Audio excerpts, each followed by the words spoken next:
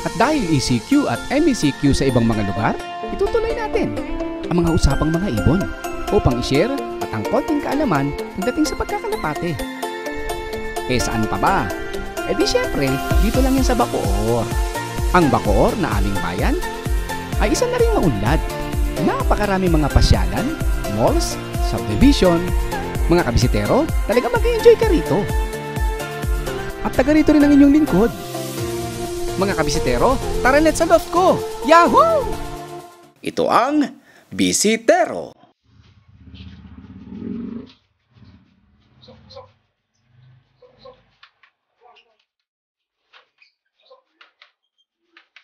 Good. Magandang umaga mga kabisitero. Ito po ulit si FP Dina. At ngayon po dahil ECQ na naman, nandito po tayo sa ating loft. At i-share din po ako lalo sa mga newbies na gustong matuto ng kaunti para sa pag-ibon. No? Ito po ginamit ko na ito ay isa pong stainless. Iba naman po ang ginagamit ay stick na kahoy. No? Ang pag-apply po nito ay isa po ito sa parang nagpapapasok. No? Tinataboy ko po papasok yung ibon tulad kanina na ginawa natin papunta sa loob. Ang paggamit ko po noon or pagturo ko, dapat po mga inakay pa po yung mga alaga natin. No? Yung hindi po lumilipad, unti-untiin po natin gamitan ng stick or katulad dito. So stainless po ito. Nakita ko lang po ito sa daan eh. Napulot ko lang siguro sa tricycle to. Yan, kaya kung sino may-ari nito, naku po, lagot po tayo. Yan, salamat dito, malaking tulong po to. Yan, ang ginagawa ko po, tuwing umaga or hapon, or umaga at hapon, ang ginagawa ko para pumasok ang mga inakay, tinutulungan ko po nitong stick ko to. Pwede naman pong hindi gumamit ng ganito. Marami pong mga hindi gumagamit ng stick or tuloy-tuloy lang po ang pagpasok ng ibon pag tinatawag nila yung iba mga sipon, yung iba mga salita, o yung iba gumagamit ng mga pito. Tinatawag nila yung ibon, pwede naman yung mga pagkain, tinatatak nila yun. Yung mga feeds doon sa lalagyan. Depende, iba-iba po ang gamit ng pagtawag sa ibon.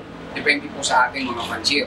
Kung ano po ang, kung saan po susunod ang mga kalapate sa atin. Mas maganda kasi pinapasunod natin yung mga kalapate natin. Kaysa tayo ang susunod sa kalapate dito. Mga bisitero, no, sa liit po ng ating kulungan, ay pinagkasya lang po natin, actually sa terrace lang po ito eh. Yan, pinagkasya lang po natin yung mga ibon natin dito sa loob. At meron po tayong 2 sections ng kulungan ng ating mga flyers, no? Wala po yung ating mga ibon ngayon at kunti lang nandito dahil yung iba ay nasa labas po. Yan, tumuronda sila. Ang panahon natin ngayon ay medyo makulimlim.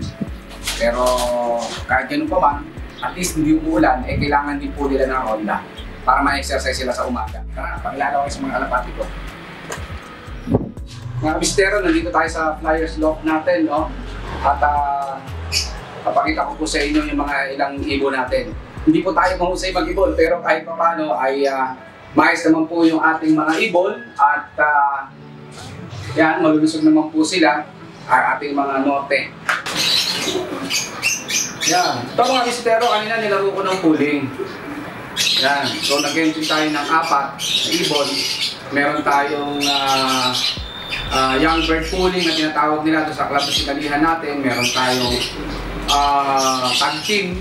Sinali ko po yung 4. Ang awa ng Diyos, 4 walang nanalo. Hindi nanalo.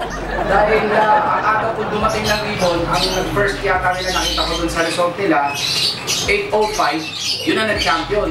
No, meron silang tinatawag na parang ano eh, parang side bet. No? Parang winner take all. Pero meron silang first, second, third. Yan. Pero hindi po tayo pinagad doon dahil lang nanalo ay 805, doon nagkakamali. Ang dumating ang ibon natin, 8 AM ang aga. So sabi ko kanina, yun, ayos, first na tayo. Yung pala, kunwari lang pala yun. Kasi pagdating ng ibon ng 8 AM, yun na, nakatambay lang siya ron at pumasok ng 8:11. Yan, ito yung isa yun, isa to sa ibon na yun. Yan. Ang bloodline niya po ay Declan Jansen. pareho. Pure siya na Declac Jansen. Yan, mabilis sana siya. Kaya lang, kanina, ewan ko, bakit ang tagal-tagal pumasok. Hindi ko alam kung bakit. No? Lagi naman silang pagdating, pasok agad. So, siguro dahil alam nilang siguro nakasama sila. Kaya alam nilang nakasali sila sa mga pooling. Yan, wala talagang gano'n. Gulong. Wala tayo ibang katwiran dyan, no? Kung talagang gumulong tayo, bumawi tayo sa susunod. Hindi na natin kailangan mag-explain o hindi na natin kailangan magsabi na kung ano-ano. Kailangan natin bumawi. Ganyan naman sa pag-ibon eh. Sa pag-ibon talaga may panalo, may talo. Kung hindi tayo pinalad ngayon, maraming time pa para tayo ay para rin sa mga laro natin. So enjoy lang natin, happy lang natin yan eh.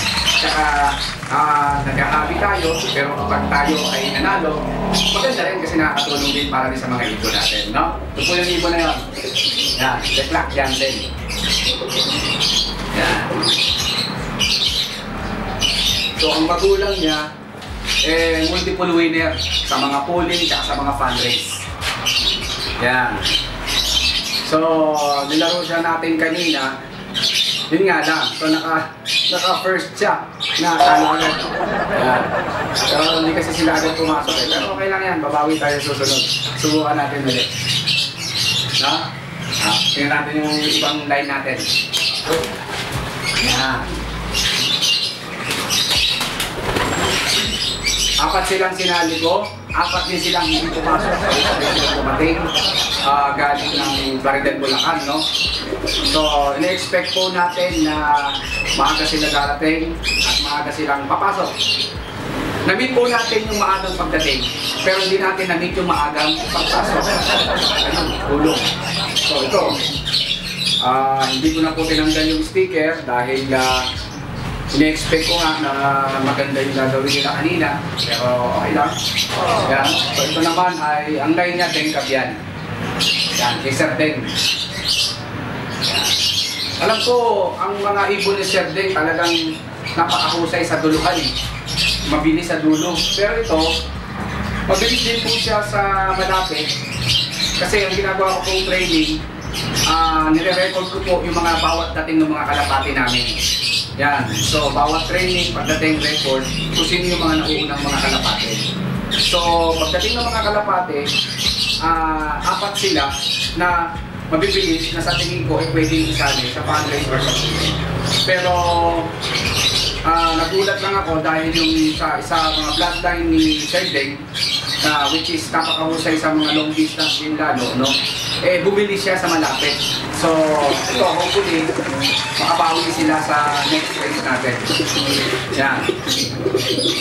Subukan natin sa Saturday kung talagang papalarin tayo ulit o gugulong tayo ulit, no? Sabi nga ng iba eh, gugulong pero hindi susuko, no?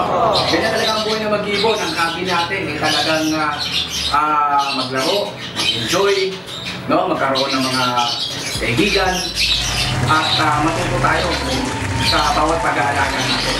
Mga abisitero. Ito naman mga abisitero, ang bloodline niya ay Van Den Broek. Ang magulang po nito ay galing kay Sir Anson Ong. Yan. Bali, ang magulang niya ay finisher ng Santa Ana. Yan. Pero mabilis din siya sa malapit. Yan. Ito yung isa sa mga sinali natin doon sa apat kanina at sinubukan natin kahapon, nag-load tayo. At kanina ay dumating sila. Isa rin to sa 8 AM dumating kanina. So, natuwa ako dahil ang sabi sa sarili ko, ayos, first tayo. Pero hindi po totoo yun. Kunwari lang pala yun, pinaasa po tayo. Yeah. Pero okay lang. Kasi natutuwa ako dahil sabay-sabay sila dumating. Sa galing sa Plaridel, no? Dahil ito nga po, kaya sinubukan natin at pinili natin dahil kada train natin ay sila ang napili natin, yung apat na yun. So, kanina, first time natin maglaro ulit sa pooling at Yun, awa ng Diyos, hindi tayo pinalad. Pero kaya nga sinabi ko, okay lang po, dahil sa pagkakataon naman ay tuloy-tuloy lang. Mabawi tayo mga kapstero. Yan. So medyo naglulugon siya, no? Yan, yung pang 10, 9, 8. Yan, hindi pa napapalitan. No? So pakpak niya, yan ang kanyang medyo mahilap siya, naka siya. Yan. So, meron siyang puti, sa ulo. Yan, pandalok ang line niya, malakas din po siya. Yan. Ito naman, kung pang isa sa mga pang long distance natin, no? Yan. At subukan po natin ito this north. Yan, ang bloodline po nito ay Cooper. Yan. Ang magulang po nito ay na-acquire natin kay Sir Anthony Alegre. Yan, isa po sa mga mahusay magkalapate sa APR. At ang kanyang mga ibon ay yan, so solo winner din. Back-to-back champion. So, ang magulang nito ay nanggaling kay Sir Anthony. Yan. Magandang ibon din po siya. Medyo maliit na ibon, tingin ko babae. Yan, and hopefully na pagpasok po ng panalo dito sa loft natin to this north at subukan natin kung ano po ang gagawin nila sa norte ngayon. Yan, simple lang po mga hawak nating mga ibon. Yan, yan po. Babae po siya. No, yan po ang kanyang pakpak. Yan. So, one day job, medyo lugon pa. Yan. So, sana nga magtuloy-tuloy na po yung ating training dahil yung training natin medyo paputol-putol dahil po sa panahon at lagi pong tagulan. So, ingatan po natin yung mga ibon natin. No? Huwag po natin masyadong marondahin muna lalo umulan. Dahil yung mga sakit po ngayon, nandyan lang sa paligid. Dinadapuan po sila minsan ng mga sipon o adeno. Kahit po talaga gaano pag-aalaga natin sa mga ibon natin, kapag po tinamaan ng sakit, ako po, kawawa talaga yung mga ibon. Hindi po sila makakalaro agad o hindi sila makakapag-training. Ang napanood nyo ay ang pang 44 episode. Maraming salamat sa mga kabisitero nating patuloy na sumusuporta. Sa mga nakasubscribe, nag-views kahit walang account, at sa mga hindi nag-skip ng mga ads. Maraming salamat po sa inyo. Isa po kayong tunay na kabisitero. Raffle tayo mga kabisitero! Paabutin na natin ng 15,000 subscribers para mabunot na ang mapalad na mananalo. Hindi naman tayo siguro lugi dito. 2021 MMFC Katpalogan Finisher. Kaya i-share, i-like, subscribe, at i-click na rin ang notification bell. Paabutin na natin ng 15,000 subscribers yan para mapunta na sa magwawagi ang malakasang ibong ito. Go, go, go! 15,000 subscribers! Sana all! Kaya abang-abang lang tayo dyan mga kabisitero para sa ating mga mechanics. Bago ang lahat, magbisitero, shoutout muna tayo. Shoutout nga pala kina Larry Golpe, Yob Isabel, Jake Tagaro, John Paul Enriquez, RSL Brothers Loft, Lubao, Pampanga, Mark Anthony Sanico, Mark Anthony Reyes Loterinia, Johnny Manuel Asuncion, Lawrence Brosas. Kung nagustuhan nyo po ang episode na ito, pasupport naman po mga kabisitero. Paki-like, subscribe, at paki-click ang bell button para ma-update kayo sa mga bago pa nating videos. Maraming salamat po. Hanggang sa muli!